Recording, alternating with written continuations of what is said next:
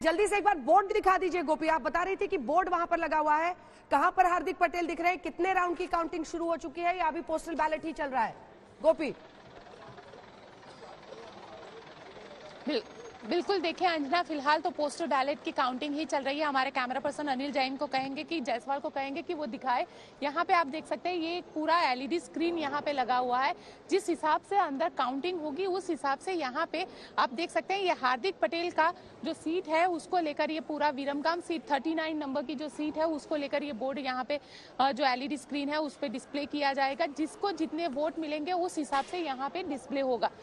फिलहाल postal ballot की गिनती जो है वो चल रही है। हालांकि अभी तक कुछ भी क्लियर नहीं हुआ है, इसलिए सामने जो नंबर है वहां पे 0 लिखा हुआ है। आप देख सकते हैं यहाँ पे कंप्लीट राउंड होने के बाद ही यहाँ पे 0 के बाद कितने राउंड में किसे जीत मिलती है वो और कितने वोट मिलते हैं वो सारा डेटा यहाँ पे दिया जाएगा।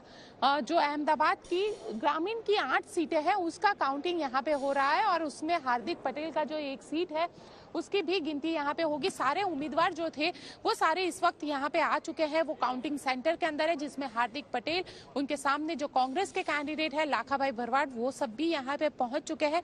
देखना दिलचस्प होगा कि इस लड़ाई में, क्योंकि हार्दिक पटेल लगातार खुद की जीत का दम भर रहा है, तो वही जो कांग्रेस के उम्मीदवार है लाखा भरवाड़ वो भी ये कह रहे हैं कि 2 बार से 2 टर्म से जनता ने कांग्रेस गुजरात में तो बहुमत का आंकड़ा अभी तक के रुझानों के मुताबिक भारतीय जनता पार्टी को जाता हुआ साफ दिखाई दे रहा है। 101 का आंकड़ा वो देख रहे हैं। वहीं पर आप देखिए हिमाचल में अभी भी मामला अटका हुआ है, 20 और 19 है। यानी अभी गुजरात में अगर हम देखें तो जिस एक तरफा जीत का दम वो भर रहे हैं वो साफ होता हुआ दिखाई दे रहा है। सही, छोटा सा रिएक्शन वहां से।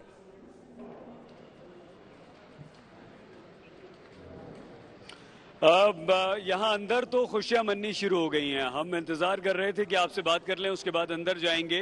लेकिन देखिए यहाँ क्या है, महान सतपुरुष श्री नरेंद्र भाई मोदी साहब, और ये जरा अशोक भैया दिखा दीजिए और ये आप बता दीजिए क्या है ये मामला सारा, क्या क्या क्या है, जल्दी से बताइए। ये मोदी साहब का जो मोदी साहब ने बचपन से आज तक देश के लिए सब कुछ न्योछावर कर दिया और देश को, हमारे देश को अखंड भारत विश्व गुरु बनाने के लिए पूरा जीवन समर्पित देश के लिए किया है। और ये हमारे लिए नहीं, ये मैं तो बोलता हूँ पूरी देश के लिए एक सनातन महान भगवान, मैं तो भगवान मानता हूँ। सब लोग इनका डायलॉग।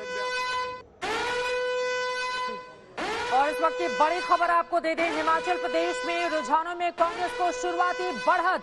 हिमाचल प्रदेश में रुझानों में कांग्रेस को शुरुआती बढ़त और इसी के साथ यकीनन कांग्रेस पार्टी के भीतर जो हलचल होगी वो भी हिमाचल प्रदेश में काफी ज्यादा तेज हो गई होगी। 35 सीटें चाहिए सरकार बनाने के लिए। कांटे की टक्कर में फिलहाल शुरुआती रुझान में कांग्रेस पार्टी 22 पर आगे चल रही है, भारतीय जनता पार्टी 20 पर आगे चल रही है, जबकि अन्य 30 पर आगे की ओर चलते हुए 68 सीटों में से 45 के रुझानात्मक निकलकर सामने आए हैं। ऐसे में बहुमत का आंकड़ा जो 35 का है, क्या कांग्रेस पार्टी उसको छूती है या फिर भारतीय जनता पार्टी, ये देखना महत्वपूर्ण रहेगा। जबकि गुजरात में 101 पर पहुंच चुकी है बीजेपी, यानी कि 2017 में जो उसका प्रदर्शन था उससे उसका प्रदर्शन शुरुआती रुझानों में ही बेहतर हो गया है। गुजरात के 182 में से 148 के अब तक के आंकड़े निकलकर सामने आए हैं। 101 पर बीजेपी, 43 पर कांग्रेस, 4 पर आम आदमी पार्टी। सत्येंद्र चौहान का सीधे रुख करेंगे हिमाचल प्रदेश का। सत्येंद्र, जिस तरह की उम्मीदें हिमाचल प्रदेश में कांग्रेस पार्टी को थी, कम से कम शुरुआती रुझान में कांग्रेस पार्टी 22 पर लीड लेती हुई 2 सीटों के साथ पीछे है भारतीय जनता पार्टी। सत्येंद्र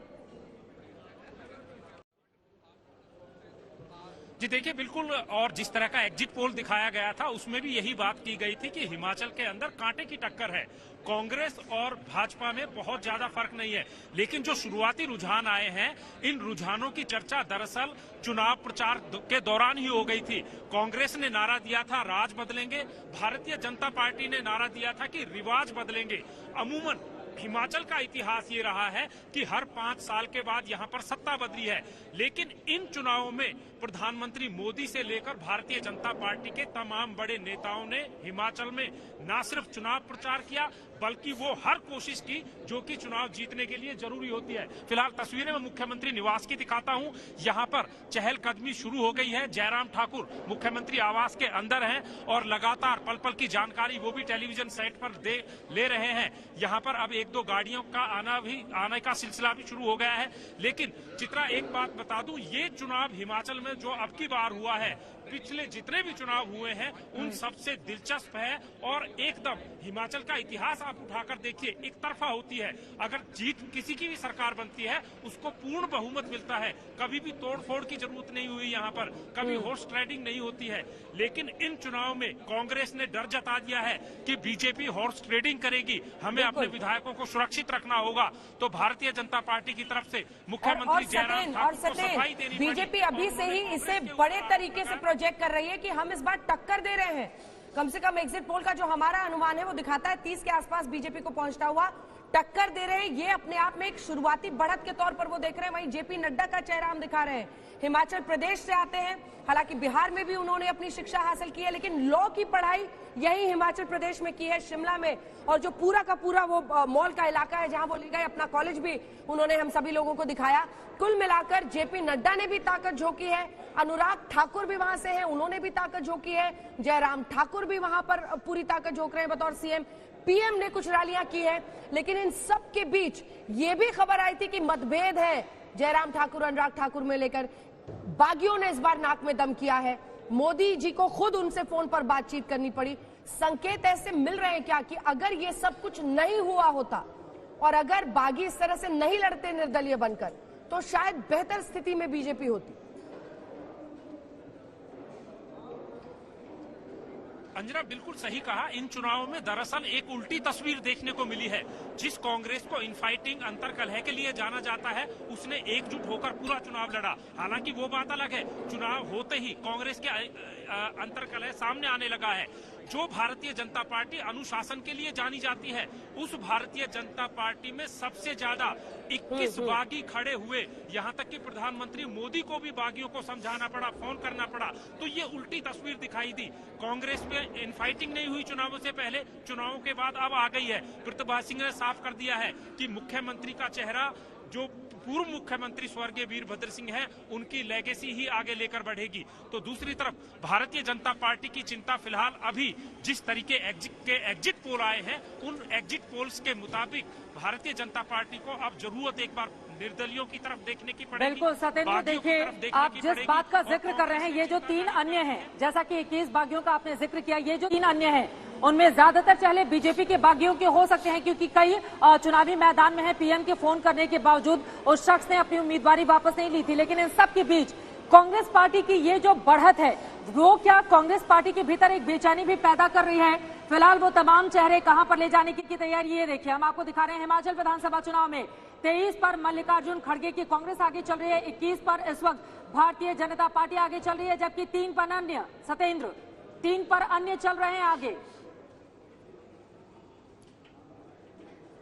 देखिए, सबसे बड़ा रोल अब ये अन्य निभाएंगे। और जैसा कि एग्जिट पोल में भी 4 से 8 अन्य की बात कही गई है, अगर 4 से 8 अन्य आ जाते हैं तो ये अन्य अगर भारतीय जनता पार्टी के खेमे में चले जाते हैं तो उनकी सरकार बन सकती है, अगर कांग्रेस के खेमे में चले जाते हैं तो उनकी सरकार बन सकती है। लेकिन कांग्रेस की चिंता अभी फिलहाल इन अन्यों को संभालने की नहीं है। कांग्रेस की चुनौती और चिंता ये है कि अगर उनके विधायक चुनकर आते हैं तो सबसे पहले अपने विधायकों को ही सुरक्षित कैसे रखा जाए। और इसके लिए कांग्रेस ने प्लान बी ये बनाया है कि संगठन के से जुड़े हुए व्यक्ति हर उस संभावित जीतने वाले उम्मीदवार के साथ खड़े होंगे और जैसे ही वो कलेक्टर से जीत का सर्टिफिकेट लेगा, उनको गाड़ी में बिठाया जाएगा और हिमाचल के अंदर किसी गुमनाम जगह पर तमाम विधायकों को एकजुट किया जाएगा। उसके बाद से भूपेंद्र हुड्डा और भूपेश बघेल के साथ शायद इनको राजस्थान या छत्तीसगढ़ ले जाया जा सकता है। इस तरह की प्लानिंग कर ली गई है। ठीक है, सचिन आपका रुख करेंगे, लौटेंगे आपके पास। चाहे वो भूपेंद्र हुड्डा हो, भूपेंद्र हुड्डा अभी गुजरात में भी सक्रिय थे, भूपेंद्र हुड्डा हो, अन्य नेता हो, राजीव शुक्ला लगातार हिमाचल प्रदेश में डटे हुए हैं। इन सबको जिम्मेदारी दी गई है कि जीत के बावजूद अपने विधायकों को गुमनाम जगह, जो बार बार बता रहे सतेन, कहीं हिमाचल में ही गुमनाम जगह पर सुरक्षित ले जाया जाए।